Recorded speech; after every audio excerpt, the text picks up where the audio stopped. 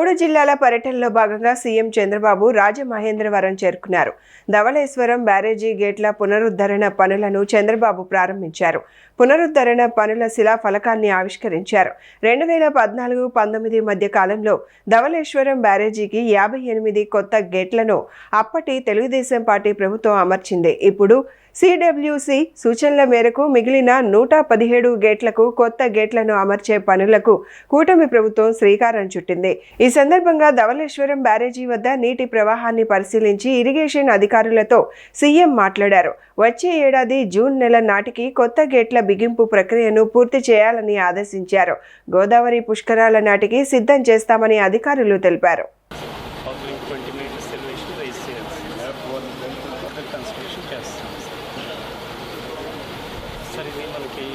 Construction and all the remarks of the expert. 2nd April March 2nd. A panel of experts. Our speaker experts are of back place and what them. Either the shortage on the road level is 54, sir. 54 is the road level. Just of course, it is easy. But this is all rock into got the sir here.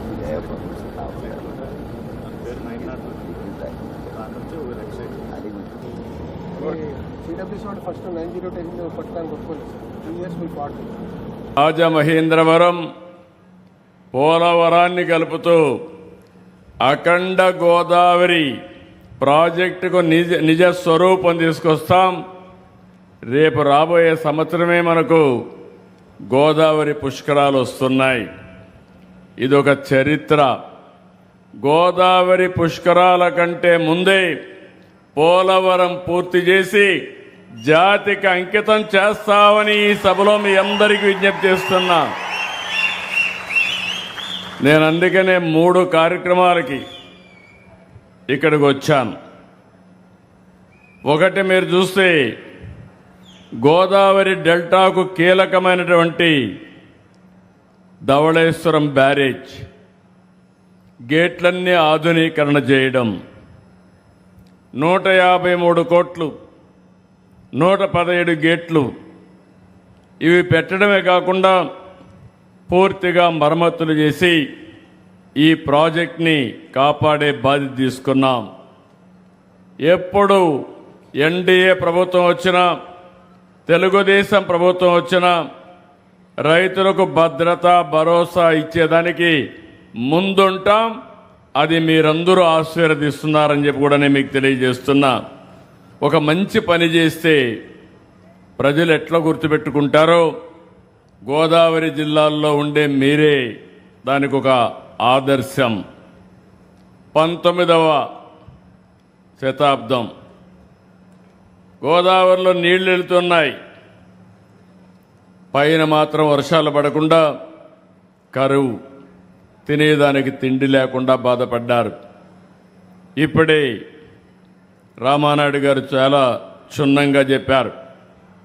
దాంతో మనస్సు చెల్లించినటువంటి cotton 1847, 1852 మధ్య గోదావరిపై ధవళేశ్వరం కట్టారు. ధవళేశ్వరం కట్టి అక్కడి నుంచి మీరు చూస్తే 175 సంవత్సరాలైంది. కానీ నాగరికత ఎక్కడ నీళ్లుంటే అక్కడే ప్రారంభమవుతుంది. గోదావరి డెల్టా దేశానికి అన్నపూర్ణగా మారిందంటే అది కాటన్ చూపించిన చొరవని చెప్పి నేను మీకు తెలియజేస్తున్నా.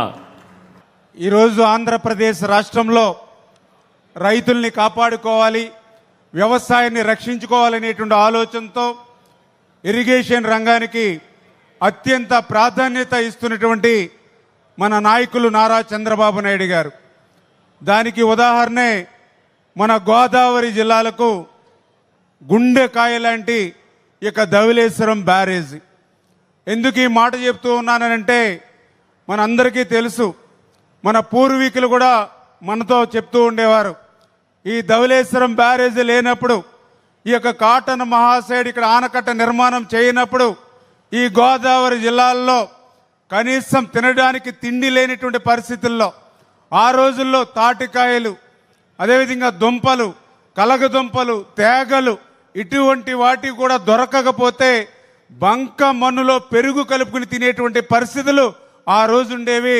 అటువంటి స్థితి నుంచి కాటన్ మహాసేడు ఆ యొక్క ధవళేశ్వరం ఆనకట్ట కట్టిన తర్వాతే, ఈ ధవళేశ్వరం బ్యారేజీ నిర్మాణం జరిగిన తర్వాతే ఈవేళ మనం 2 పూటల గోదావరి జిల్లా ప్రజలు అన్నం తినడమే కాదు, గోదావరి జిల్లా మరి పచ్చగా ఉండడమే కాదు, ఈవేళ ఆంధ్రప్రదేశ్ రాష్ట్రం ఒక అన్నపూర్ణ, ఆంధ్రప్రదేశ్ రాష్ట్రం ఒక ధాన్యాగారం అని పిలవబడుతుంది అని అంటే దానికి యొక్క ధవళేశ్వరం బ్యారేజే దానికి మూలం అనేటువంటి విషయాన్ని ఈ సందర్భంగా గుర్తు చేస్తూ ఉన్నా.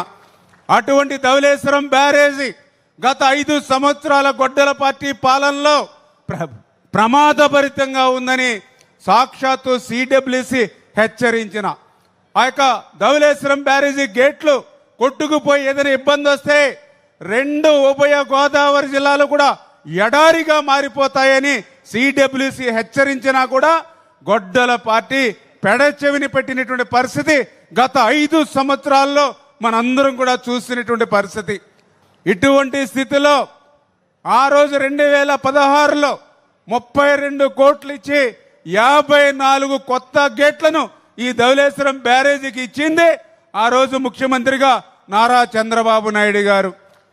మళ్ళీ ఈరోజు మీ అందరి ఆశీర్వాదంతో అధికారంలోకి వచ్చాక మళ్ళీ ఈరోజు 150 కోట్ల రూపాయలతోటి మిగిలినటువంటి 117 కొత్త గేట్లను ఏర్పాటు చేసింది ఈరోజు నారా చంద్రబాబు నాయుడు గారు.